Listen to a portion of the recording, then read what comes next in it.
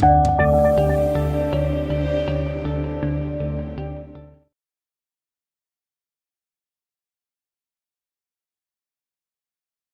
Exhibitions Manager at Queensland Art Gallery, Gallery of Modern Art. I look after the logistics and the delivery of a program of 25 to 30 exhibitions across 2 galleries each year.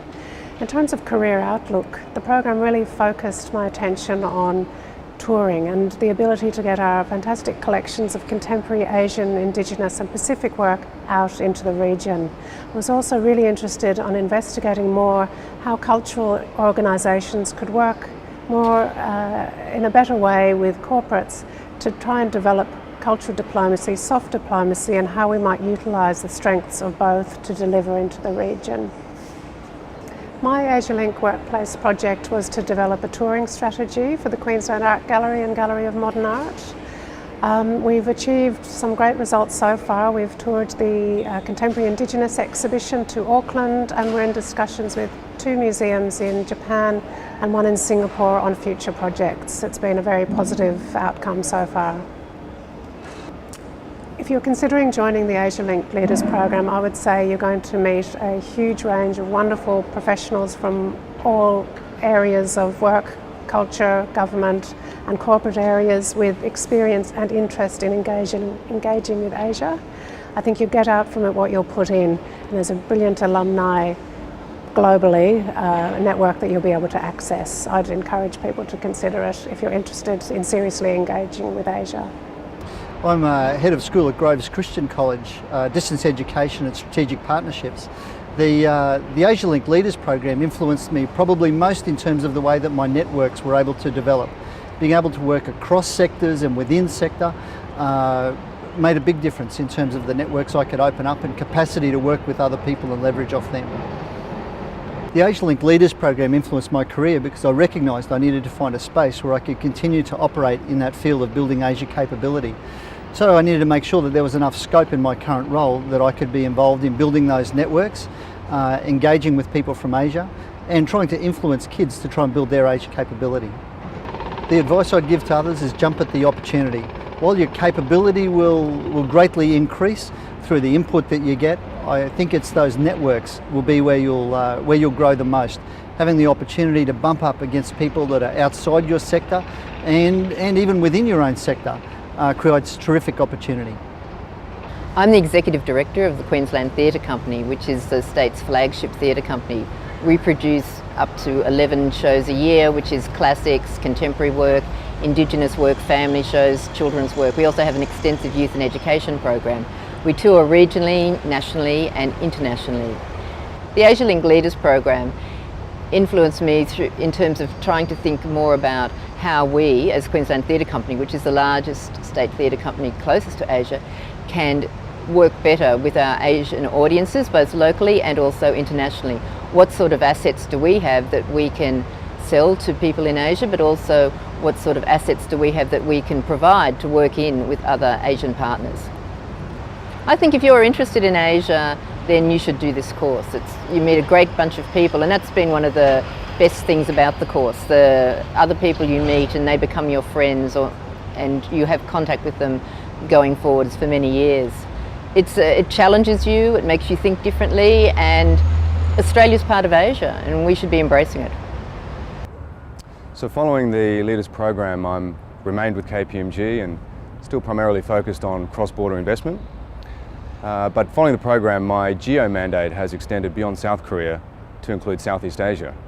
And so, of course, one of the big challenges was really understanding the opportunity in each of those markets. But by far and away, the biggest challenge has been understanding the way in which business is done in each of those markets. And the Leaders program really enhanced my ability to engage effectively in and across the region, not just through practical skills development, but by understanding from the other leaders, particularly those working in other sectors like the NGOs, government, education, about how they were effectively engaging with the region. So my Asialink Workplace project involved building the Asia capability of KPMG Australia. And as part of one of the initial phases of work, I tried to quantify the true or the indicative cost of underdeveloped Asia capability.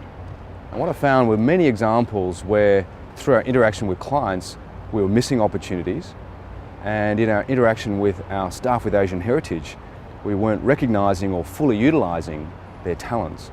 So it became very clear that Asia capability was not just a nice to have, we needed to have it.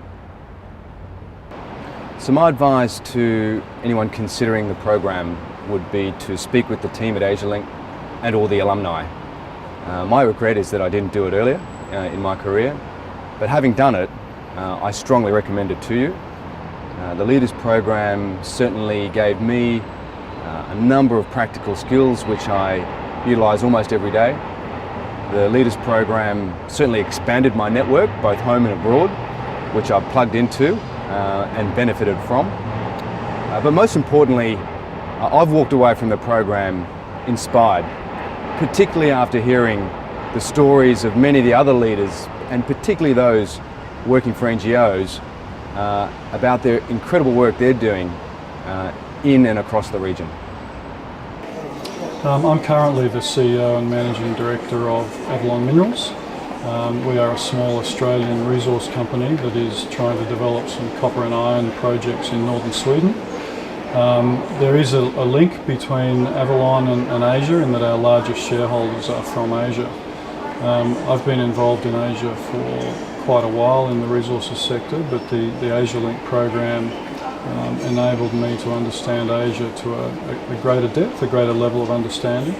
The resources sector and Asia cannot be separated, either through investment or active involvement in the region. And so the Asialink program to me was one that enabled me to gain that greater depth of understanding of Asia, Asian cultures, Asian views on life, Asian views on investment, and that's very important to me in the resources sector. I would strongly encourage them to do it. It's a wonderful program. I learned a huge amount. One of the reasons why I did the Asialink program ahead of other programs was so that I could interact with people that weren't in the resources sector. I felt I needed to broaden my involvement, and that Asialink program enabled me to interact with people in the finance sector, not-for-profit, arts, etc., and look at their view of interacting with Asia. The quality of the presenters and facilitators that were brought in for the Asialink program were absolutely top class, and I learned a huge amount. I had previously worked in Asia, I'd previously lived in Asia, but the program gave me a depth of understanding that I hadn't appreciated previously. And so to be involved in the Asialink program was wonderful. It's something that I will always look back on as being very valuable, and continue to draw on those experiences and what I learnt.